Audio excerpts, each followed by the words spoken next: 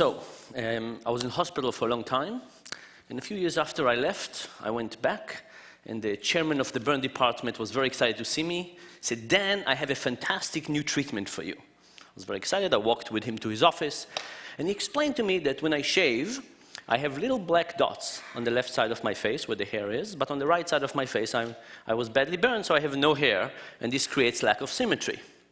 And what's the brilliant idea he had? He was going to tattoo little black dots on the right side of my face and make me look very symmetric. Sounded interesting. He asked me to go and shave. Let me tell you, this was a strange way to shave because I thought about it and I realized that the way I was shaving then would be the way I would shave for the rest of my life because I had to keep the width the same. When I got back to his office, I wasn't really sure. I said, "Can I see some evidence for this?" So he showed me some pictures of little cheeks with little black dots, not very informative.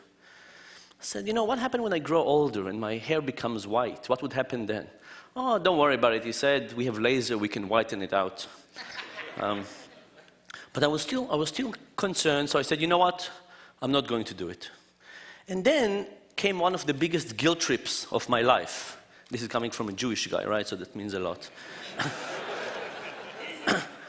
And he said, "Dan, what's wrong with you? Do you enjoy looking non-symmetric? Do you have some kind of perverted pleasure from this?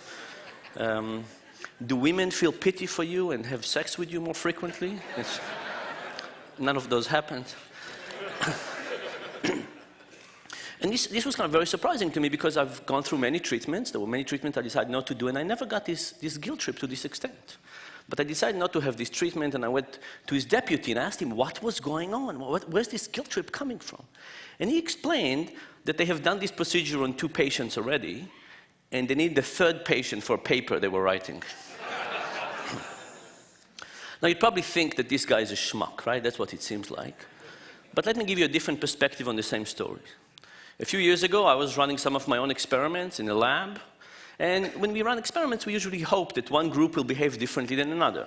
So we had one group that I hoped their performance would be very high, another group that I thought the performance would be very low. And when I got the results, that's what we got. I was very happy. Aside from one person, there was one person in the group that was supposed to have very high performance that was actually performing terribly. And he pulled the whole mean down, destroying my statistical significance of the test. So I looked carefully at this guy. He was 20-some years older than anybody else in the sample. And I remember that the drunken guy, came one day to the lab wanting to make some easy cash. And this was the guy. Fantastic, I thought. Let's throw him out. Who would ever include a drunken guy in the sample? But a couple of days later, we thought about it with my students. And we said, what would have happened if this drunken guy was not in that condition? What would have happened if he was in the other group? Would we have thrown him out then? We probably wouldn't have looked at the data at all, and if we did look at the data, we probably said, fantastic, what a smart guy who is performing this low, because he would have pulled the mean of the group lower, giving us even stronger statistical result that we could. So we decided not to throw the guy out and to rerun the experiment. But you know, these stories and lots of other experiments that we've done on conflicts of interest basically kind of bring 2 points to the foreground for me. The first one is that in life we encounter many people who, you know, in some way or another try to tattoo our faces, right? They just have the incentives that get them to be blinded to reality and give us advice that is inherently biased. And I'm sure it's something that we all recognize and we see that it happens. Maybe not, we don't recognize it every time, but we understand that it happens. The most difficult thing, of course, is to recognize that sometimes we too are blinded by our own incentives. And that's a much, much more difficult lesson to take into account because we don't see how conflicts of interest work on us.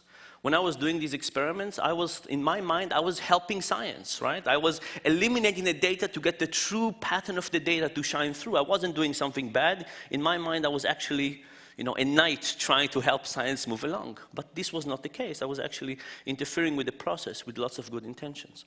And I think the real challenge is to figure out where are the cases in our lives where conflicts of interest work on us and try not to trust our own intuition to overcome it, but to try to do things that prevent us from falling prey to these behaviors because we can create lots of undesirable circumstances. I do want to leave you with one positive thought. I mean, this is all very depressing, right?